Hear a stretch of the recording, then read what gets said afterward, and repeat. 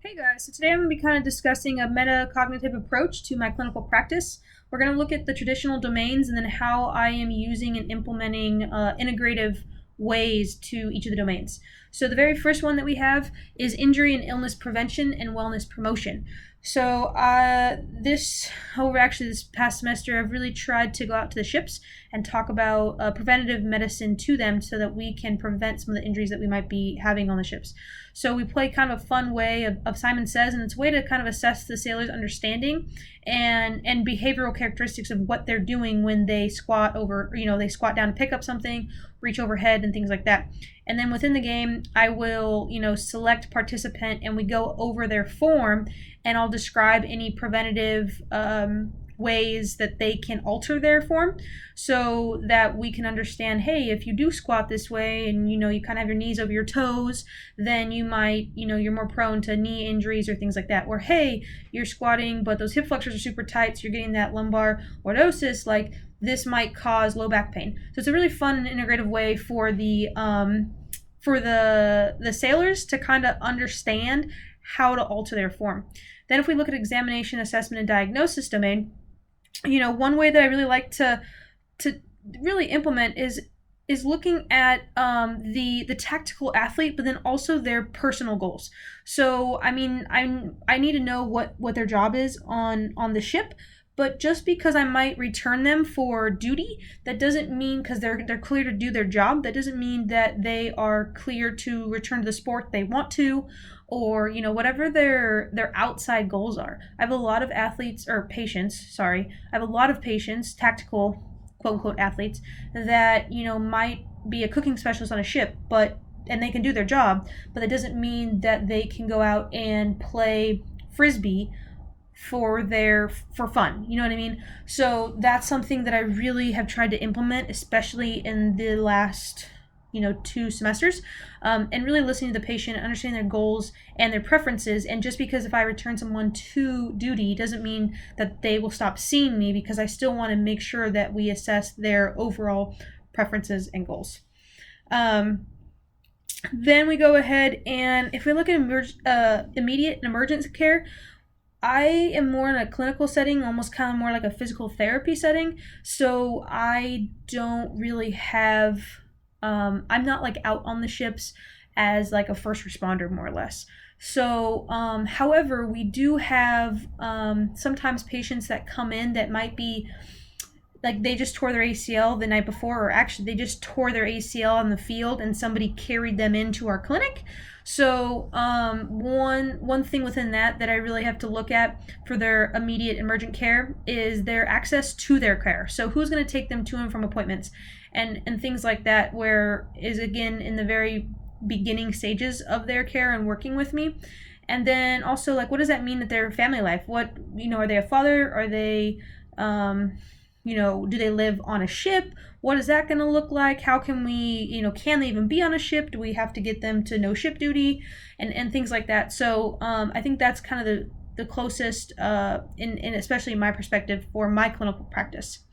And then if we look at therapeutic intervention, so one thing that I've really tried to implement over the last couple months is a warm-up protocol. So I've kind of been taught in previously that, yeah, you kind of warm up on the treadmill, you warm up on the elliptical, you warm up on a bike, or whatever the case may be. But when I'm going through my history with my patient and we're talking about their personal goals, and I'll ask them, hey, what do you like to do for working out? Whether they like to do calisthenics, or maybe they like to do yoga, they like to do tai chi, whatever it is that they like to do. And I really try to implement their warm-up into, and really all of their rehab, but the warm-up into what they like to do. So I do have a couple patients that really, really do like yoga.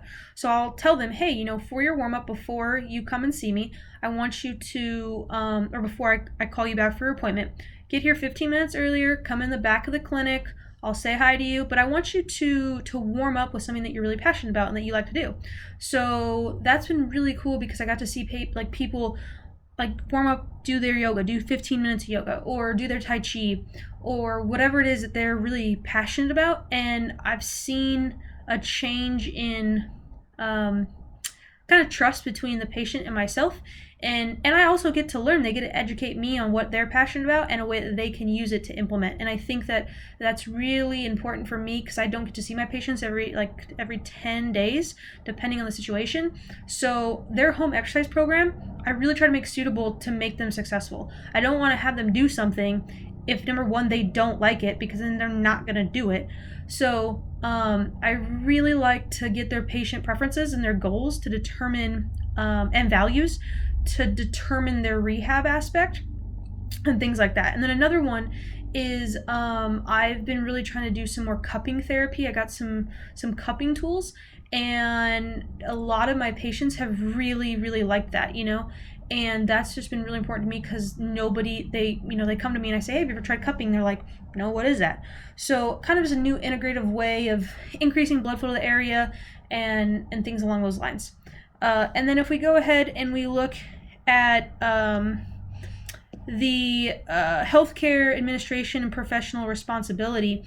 So I think I kind of want to use we're going to talk about decision-based return to play and duty model. So obviously in my setting, I could have possibly two. I definitely have return to duty, and then I could have return to play depending on if it's something that they want, like again, that personal goal that we talked about.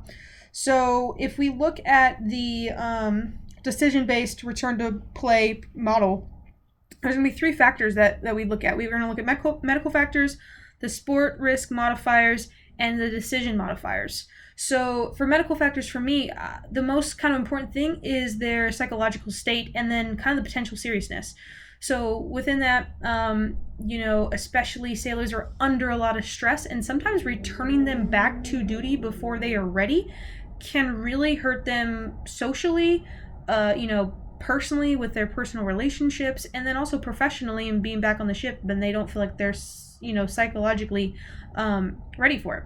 And then if we look at the sport risk modifiers, so things that I might looking at, so position played, or I kind of take that as what their description of their job is. Are they out on the front lines? Are they a cooking specialist? Are they information systems, kind of IT or electronic technician? Does it mean they're doing a lot more sitting? Like, depending on what their specific job is really important to determine if they're ready to return to their job description. And then the ability to kind of protect. So in the Navy, they have kind of a sea duty where they are out on the ship, or you can be on shore duty where you're attached to a command that's within an office. So usually they rotate. So depending on that, the ability to protect them on a shore command is a lot more accessible because they don't have to go up and down ladder wells. They might not even have to go up and down stairs. So depending on their ability to protect is really important. And then if we look at, and that's the best way that I can relate it back to sport specific. And if we look at decision modifiers, timing and season. So for me, does that mean that this patient is getting ready to go underway? Does that mean they're getting deployed? What is it? Are they moving duty stations? So depending on returning them to play really is modifiable based on those different decisions. And then also their pressure from their command, that's another really important one. Is their command really pushing them because they are getting deployed? What's going on there? And then the conflict of interest. So for sure, like financial, I'm returning them to their job. So, when somebody has to be placed on limited duty for an extended period of time, there is a pay cut there.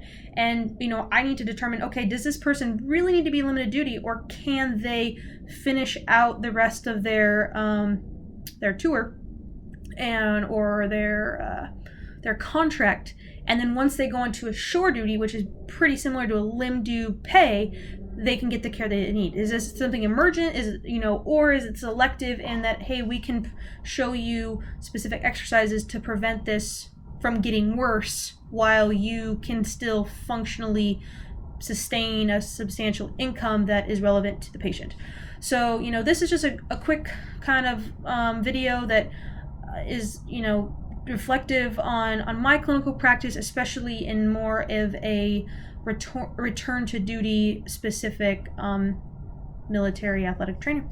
I hope you guys enjoyed it. If you have any questions, please don't hesitate to ask. All right, have a good night.